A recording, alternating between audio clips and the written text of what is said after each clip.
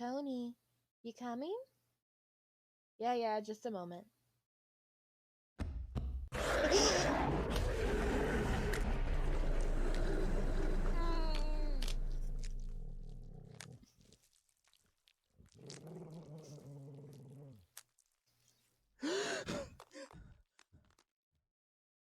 Wow. That was honestly a really sweet bit of animation, considering this is usually like it's more of a visual novel sense. Alright, now that every hair is stuck on end and my blood is running cold, let's start again. That's why I didn't want to laugh at Olia and her owl in the morning. Who could be visiting us here in the middle of nowhere? We don't know anyone around here. So persistent. I felt extremely unsettled just from the silly thought that a morning guest could have come from the woods. I could barely hear voices coming from the front door. My mind was urging me to hide. In the closet, under the table, behind the curtains, where Olia always hides. Tony, come here.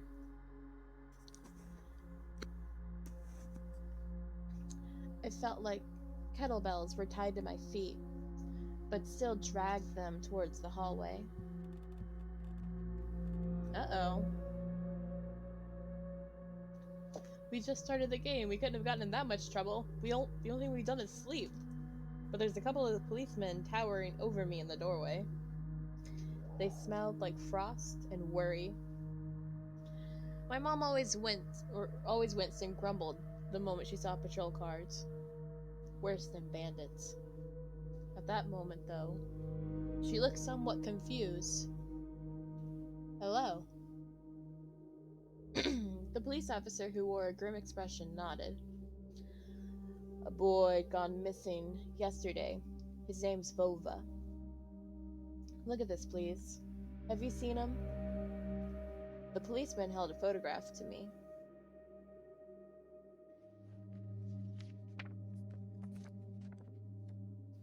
There was a ginger boy around the age of elementary school, pictured with a wall carpet as the backdrop. He had a striped cat in his hands and wore a wide smile. Dude, I don't know what program they're using, but just, you got the fluffiness of the coat, but you also have like soft features and hard lines. Just props to the artist, man. No, I haven't. Are you sure? Look closely. I'm looking closely into your eyes and to your eyes. I have seen neither. Where would I have seen him? I don't know anyone around here. I barely leave the house. Well, maybe you've seen him from the window? That's right. Your windows look straight at the forest, don't they? The window. Ugh. No, haven't seen anything. I see. He sounded tired, but his eyes stare, long and heavy, was full of suspicion. I squirmed unwittingly under the weight of guilt, which his giant shadow cast over me. The policeman finally tore his eyes from me and glanced over the hallway, the stairway, and the cracks in the ceiling, which I hadn't noticed before for some reason. How do you like your new place, by the way? Getting used to it? Bit by bit. It's just our little daughter misses the city a lot. Misses the city, huh? Have the locals been treating you well? Yes, everything is all right. Thank you. The policeman pierced through me one more time with his gray eyes. My head started spinning. Can I help you somehow?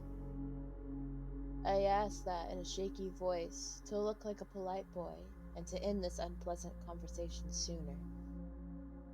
Now that I think about it, you look just like one of my nephews, little fella. He's a witty boy around your age, wears the same type of goggles, always engrossed in reading these mystery novels. Well, don't call him Goggles. He told me he wanted to enroll in the police school when his family visited this summer. Wanted to help other people, just like me, see? I felt uncomfortable, as if a distant relative and not a police officer stood before me. You know what? Little boys like you should stay at home. Steer away from trouble. The times have changed so much. My mom interjected in a cold voice. You don't say. Ah, well then. What grade are you in, Tony boy? 6. Have you made any friends here so far? Not yet. I'll be going to school for the first time after the break. Ah, then I'll leave you my number, just in case. Call me if you have any new info. The policemen were going along with their shadows, the smell of cheap cologne, and the photo of a smiling boy. His face still stood before my eyes. I wondered what it was like for him, being all alone, there. For some reason, I thought of the forest, swaying in the wind. What did his poor parents feel? And what would my parents do if I'd gone missing? Would they cry and thrash around hysterically? Or would they accuse each other, like they always do, and forget about me eventually? Mom, this Vova, did he go missing in our forest? Seems like it, poor child. I looked out the window, at the road. The police UAZ drove off towards the village. The officer's nephew came to mind when I was splitting off old paint from the windowsill. I remembered all the teenage mystery novels from the Black Kitty series I've read this summer. Your average boys and girls investigated all sorts of mysteries there. They looked for clues, spied on suspicious people, and after a set of amazing adventures, bam, solved any complicated case. They became local celebrities and must have made their parents proud. I noticed a trail of policeman footprints that led to the forest, and then it clicked in my head. Why don't I start an investigation of my own? Maybe I'll find that lost boy, and I'll get a reward. Olia will be so happy. And not only Olia, Mom and Dad too. Maybe they'll even forget about their quarrels for a while. Maybe I'll even save us from the D word. Oh, sweet child. Oh, sweet, sweet child. I fantasized about buying Olia a Tamagotchi and getting a cassette player and a bunch of tapes for myself. And a whole box of Kinder Surprise. When was the last time our parents bought us any toys? Last autumn, I think. My dad had lost a job at the time, and there was an annoying song about it. I had little to no idea what an accountant's job like. They count money, I think. Neighbors used to envy us, but nowadays Mom and Dad barely had enough money to afford sweets, and Dad would always divide a single chocolate bar between me and Olia. Sometimes I gave her my share too. No matter how much I wanted to eat sweets, she was still just a pipsqueak. I couldn't wait to go out, looking for clues. I'm going outside. Ah, Mom, no. Yeah, right. You want the police to go around with your photograph next? Okay, I know you're worried, Mom, but we got a job to do. That's what 12-year-old brain is saying, is that we're gonna save the day. The forest is so thick. And what if the boy got snatched up by wild animals? Or something even worse? Even worse, echoed through the hallway. I won't go far. I'll stay away from the forest. I lied. Did you hear what I said? Or should I repeat myself? Better go pack up your school bag or play with Olia.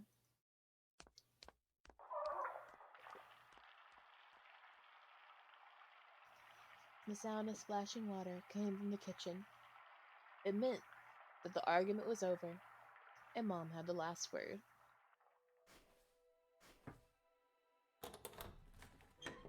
The dark, stuffy closet. Mom says it smells like mice, but how would she know their smell? She hates when I stick my nose in there. She's afraid I'll cut myself on the freshly sharpened axe. And Olia can't even be lured to close it. She thinks Babai is living there.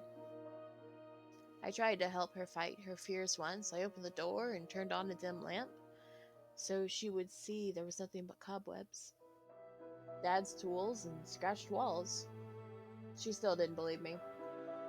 And I like to hide in the closet and listen to Olia count outside.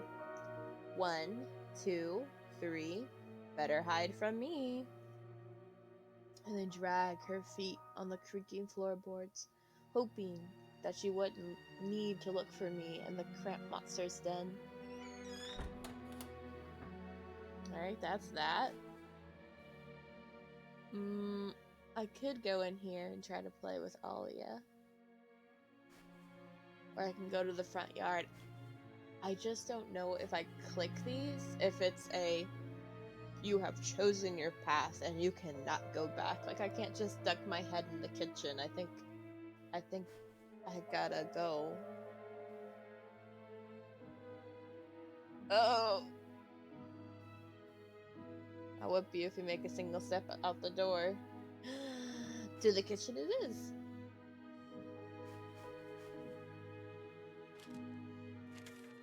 I took a peek at Mom's crossword. She would get very angry if someone gave her advice, so me and Dad faked knowing the answer and being about to reveal it all the time. I smiled at the fleeting thought. Vertical, 9 letters, the name of the Philistine deity that protected them from the viper bites and had the nickname Lord of the Flies. Oh no, why did you just transport me back to high school? The second letter is E.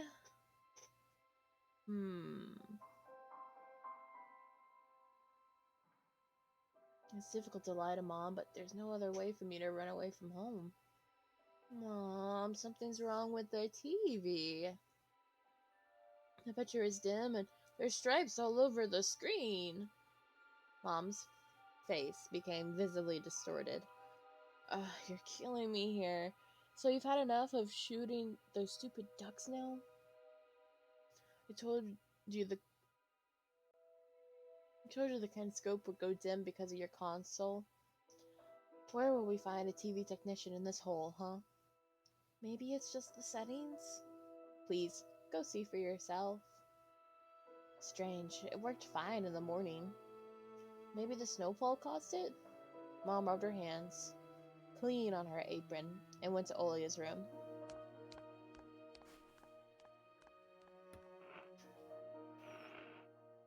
Emir Khan. Oh, the emergency? Maybe? Of Russia has declared the state of emergency due to adverse weather conditions. Uh-huh. According to the weather forecast, a cyclone... A cyclone? Oh, no. Okay, maybe not what I'm thinking. I'm just thinking like, oh yeah, we're having terrible winter conditions and we just have a tornado. No, I'm wrong. Expect heavy snowfall, blizzards, and snow drifts on the road. Keep your eyes open and take care of yourself. The decrepit and stain-covered calendar was once my favorite form of entertainment in Grandma's house. I remember waking up and running to the kitchen so I could tear off yesterday's leaf first thing in the morning, as if the day would get lost in Taiga Forest without my help. One day closer to New Year's, one day closer to Grandma's funeral. I haven't touched this calendar for years now. Aww. Since the time they started writing... Oh wow, so sorry. Since the time they started writing dark and spooky death chants that only made me gloomy instead of funny proverbs and superstitions to be exact. I grabbed the dusty calendar leaf with caution and tore it effortlessly. Sadly, the spooky descriptions from my childhood were still there. 7 horses carry the log. If 7 can't carry, bring the 8th from a fairy. They will take it away and never come back. This is the fate the log cannot escape. Well, that didn't rhyme. That didn't have a melody to it, or rhythm. I crumbled the gray leaf and threw it in the waste bin, hoping to get rid of the anxiousness that washed over me. It was spreading inside me like an ink stain on blotting paper.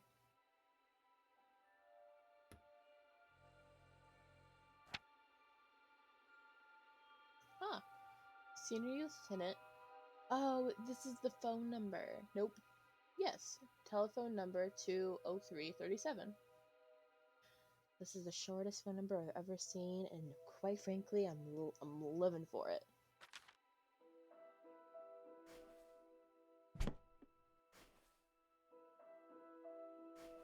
Well, let's see what's in the icebox. Grandma kept ice cream for me and Alia there, but now I can only see meat bits for soup and clumped together pelmeni. I grew to hate them already. So maybe these are, I want to say Icelandic or Russian, and there's already other Russian themes. So maybe these are words that, like, yeah, they can translate, but they're still very Russian. Kind of like how there's Japanese kanji, and then there's hiragana, where it's using the, like, more English phonetic alphabet. Nah, I'll just keep going. So that's it here. So I think we can turn back. And now we run. I opened the front gate and went into the field, carefully so Mom wouldn't see me from the window. When I crossed half the distance towards the forest, the snow piles became as high as my knees. I remembered my nightly fears. Ah! I saw those silhouettes around here. Sorry, I'm just soaked for the animation and the art style. They were jumping around, holding hands. That hypnotizing music started playing in my head all on its own. In the light of day, those distant figures felt like a simple dream. The sun turned my nightmares to ash, but the aftertaste was still there. Distant ringing in my ears, distorted shadows crawling on the snow alongside me, and a barely audible whisper in my head, blurry and almost kind. Everything was silent. So silent, I felt like the world was totally empty. No ground, no sky, no parents, no Olia. The time reached its limit, a one-way trip that ended at the forest's piney stockade. Sometimes silence was much scarier than any scream. Our parents would scream at each other while arguing, and both me and Olia turned to stone, listening to them. But then always came the ringing silence. Our apartment became numb a couple of days before we departed. It was hard to remember the last time Mom and Dad joked around, laughing, or spent time together. Almost like all of it was in a previous life. When they kissed with Olia present, she always frowned and snorted in a funny way. But one day it all changed. Something important had left our home, and something scary filled the remaining void. It was as if a fire broke up and our parents were hurriedly packing our belongings, trying to save themselves and us. From who, though? From the people with dead cold eyes who sometimes visited us at our previous home? The eyes that only saw balls of worms in the background of everything? And somewhere far away, a siren was going off, trying to warn us of the coming menace. Oh, we're so cute! I shuddered, chasing away my delusions, and looked around. There was only me, this white field, and the wind that had whipped up icy dust and belts of powdered snow.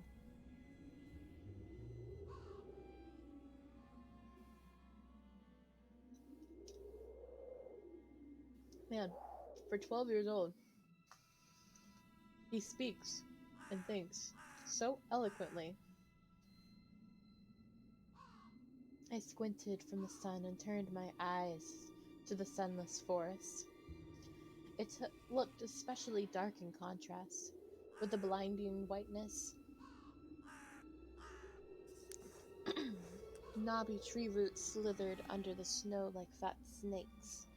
Rotten leaves and coniferous needles froze into the ice. Ah!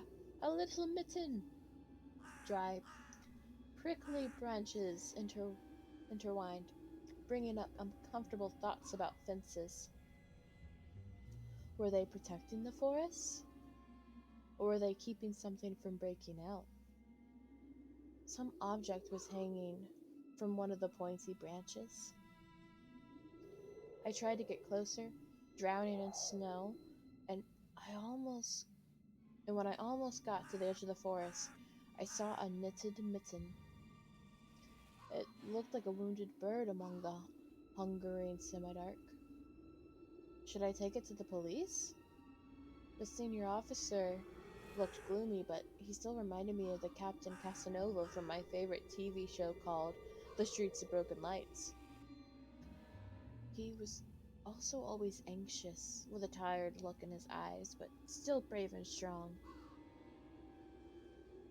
Will this mitten help them find the lost boy?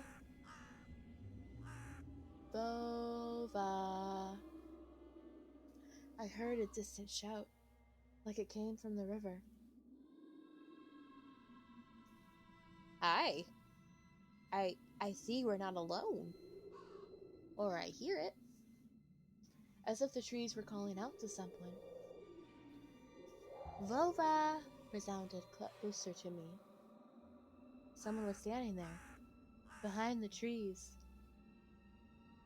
hiding.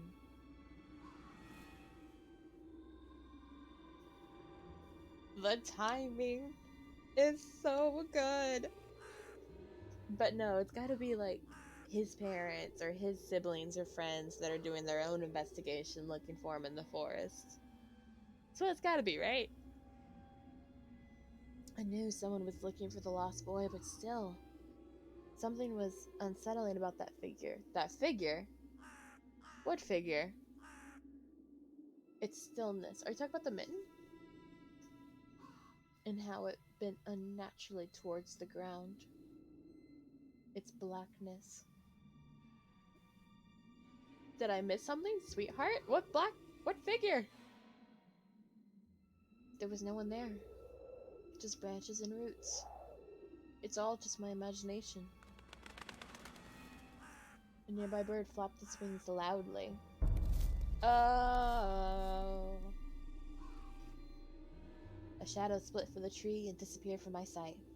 I looked away for just a moment, but when I turned my gaze back to the same place, it was gone.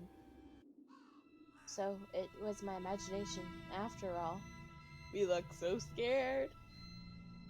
Silence reigned for a painfully long time.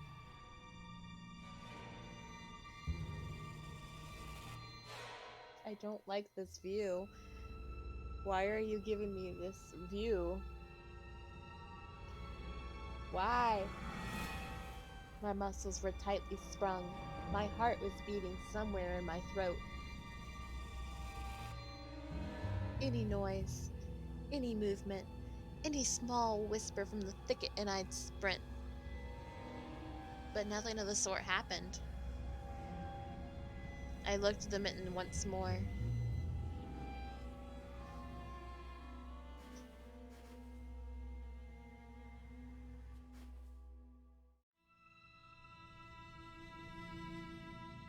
I decided to take the lonely mitten from the branch.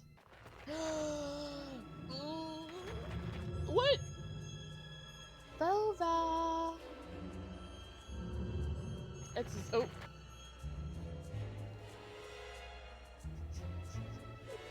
A shout stumbled across the field and dissolved in the distance. No echo, no hope for a reply. Uh,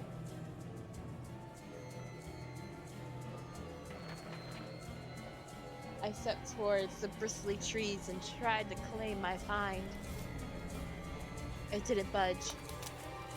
I pulled harder. The branch cracked and the mitten tore off, landing in my hand with a squishy sound. All too heavy. Wet. I squeezed it without thinking and something dark spilled from it, forming a tiny string between the mitten and the snow.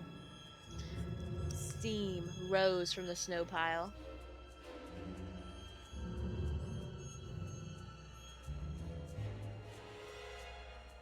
Oh no. I froze in place, studying my palms in disgust. Red. The sound of cracking branches invaded the silence. I didn't have to think twice before running away. Someone was chasing me from the darkness, breaking pine branches, closing the distance with giant leaps. Snow was slowing me down. Crazy thoughts flew into my mind. I'll get caught. They'll get me. I'll get dragged into the thicket. I'll be gone forever. But there was one more voice, probably of reason. It gave me strength, spurred me on. You can do it. Don't stop. Ah! It was so loud my ears went numb. It felt like the sound had come from a pack of hungry beasts rather than a single one.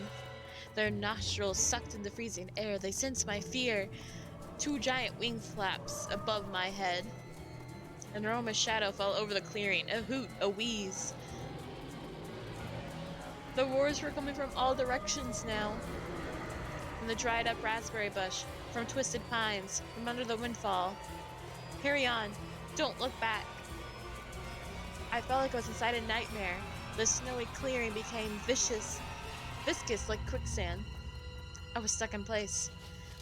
I pulled my leg from the mushy trap just to be caught in a new one, even deeper than before.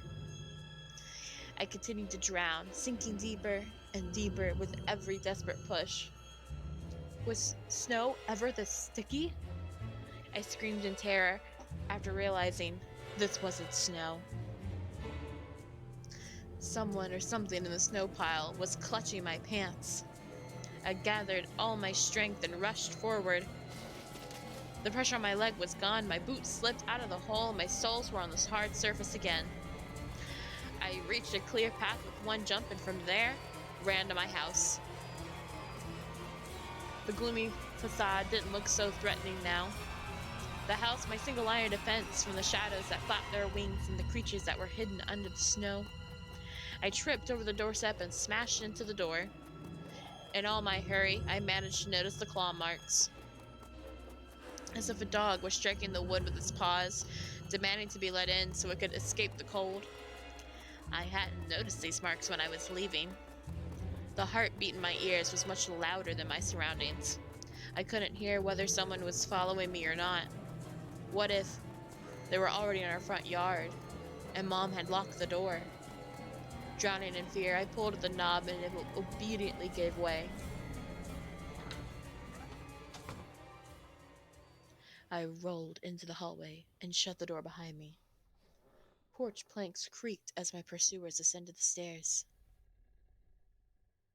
My fingers slipped off the lock, and I couldn't click it into place. I gritted my teeth and pulled hard on the iron knob, whipping it between the boards. I stared blankly at the door.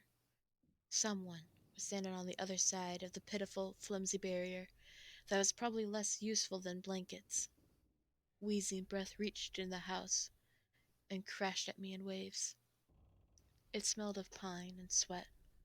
Mom peeked out of the kitchen and chastised me with the same frigid voice she always used when talking to Dad. What exactly didn't you understand when I told you to never slam the door? I didn't mean to. I snuck a glance at the door. The smell was gone, the breath was too. If there was someone in the first place, of course.